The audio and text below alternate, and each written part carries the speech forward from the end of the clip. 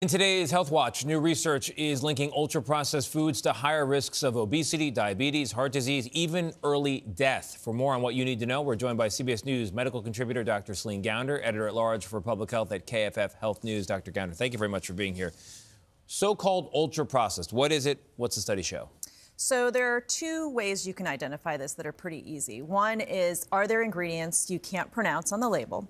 Another one is, are there more than 5 ingredients? Those aren't perfect rules of thumb, but they're a pretty quick and easy way to identify.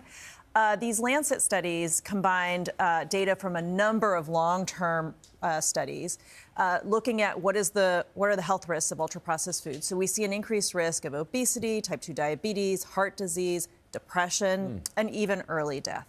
What can the government do to reduce the amount of ultra-processed food in our diet? Well, I think this is an important point because just saying eat less ultra-processed food clearly is not working. About half of Americans' diets are ultra-processed food. So what are some of the things? One is just defining what is ultra-processed food, because you can't really regulate or do other things until you have a definition that we can all agree on. 2 would be front-of-package food labeling. This has been done in other countries, Mexico, Chile, for example. And when they did that and made it very clear to consumers what they were eating, you saw a decrease in consumption of those highest risk things. And then it's things like subsidies, taxes. Can we reduce subsidies for really unhealthy foods, put some modest taxes on the least healthy foods, and use that money to subsidize healthy foods? So people don't have to wait on government intervening in any way. They can make choices in their own lives. What advice do you have for people looking for alternatives?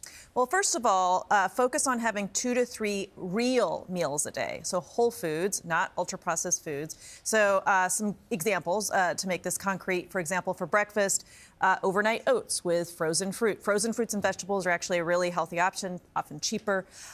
For lunch, maybe it's a bean and vegetable salad. And for dinner, something like tinned fish with frozen vegetables again and brown rice. And by the way, condiments, sauces can also be a hidden source of ultra-processed food.